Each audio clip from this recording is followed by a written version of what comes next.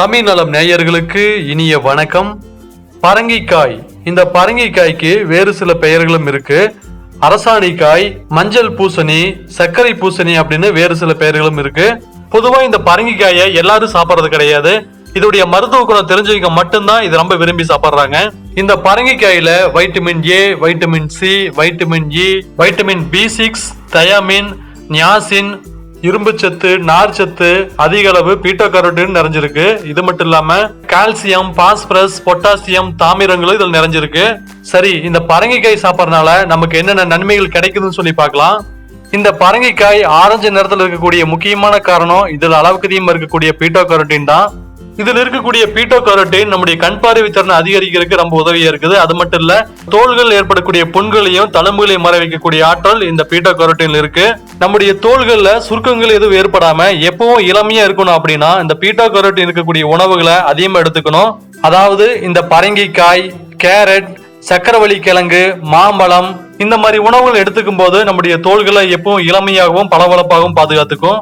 இதுல இருக்கக்கூடிய beta carotene நம்முடைய உடம்புல நோய் எதிர்ப்பு சக்தியை அதிகரிக்க செய்யுது. உடல் எடையை குறைக்க விரும்புனீங்க அப்படின்னா அடிக்கடி இந்த பரங்கிக்காய் சாப்பிட்டு வரும்போது இதுல இருக்கக்கூடிய நார்ச்சத்து உடல் எடை குறைய உதவி செய்யுது.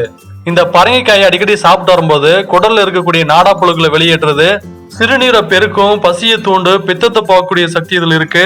வலிப்பு நோய் படிப்படியே குணமாகும். அது அடிக்கடி சமைச்சு சாப்பிட்டு வரும்போது உடல் வலியை போக்கும். வயிற்று பொறுமல், மூல நோய் பிரச்சனைகளுக்கு இது நல்ல ஒரு தீர்வா இது இருக்குது. இந்த பரங்கிக்காயுடைய விதைகள்ல நார்ச்சத்து அதிக அளவு நிறைஞ்சிருக்கு. இந்த பரங்கிக்காயுடைய விதைகளை தினமும் ஒரு ஸ்பூன் சாப்பிட்டு வந்தோம் அப்படின்னா இதுல இருக்கக்கூடிய நார்ச்சத்து மலச்சிக்கல் இல்லாம பாதுகாத்துக்கும். அது மட்டும் இல்லாம செரிமான கோளாறு, அல்சர், வாயு பிரச்சனைகளுக்கு இது நல்ல ஒரு மருந்தா பயன்படுது. இந்த பரங்கிக்காயோட விதைகளை சாப்பிட்டு வரும்போது சக்கரை நோய் குணமாகும். இதுல இருக்கக்கூடிய ஒரு வகையான கொழுப்பு அமிலம் இதய ஆரோக்கியத்துக்கு ரொம்ப உதவியா இருக்குது. தலை சுற்றல், வாந்தி, சளி, இருமல், நுரையீரல் சம்பந்தப்பட்ட நோய்களையும் இந்த விதைகள் குணப்படுத்துது.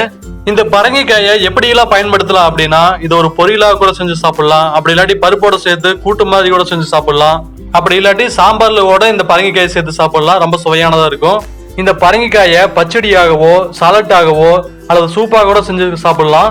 அப்படி இல்லாட்டி இந்த பரங்கிக்காயை ஜூஸாகவும் செஞ்சு குடிக்கலாம். அப்படி குடிக்கும் போது இதுல இருக்கக்கூடிய முழு சத்து நம்முடைய உடலுக்கு கிடைக்குது. இந்த பரங்கிக்காயை ஜூஸா செஞ்சு குடிச்சிட்டு வரும்போது பித்தப்பையில் இருக்கக்கூடிய கற்களையும் சிறுநீரத்தில் இருக்கக்கூடிய கற்களையும் கரைச்சி வெளியேற்றக்கூடிய சக்தி இந்த பரங்கிக்காயில இருக்கு.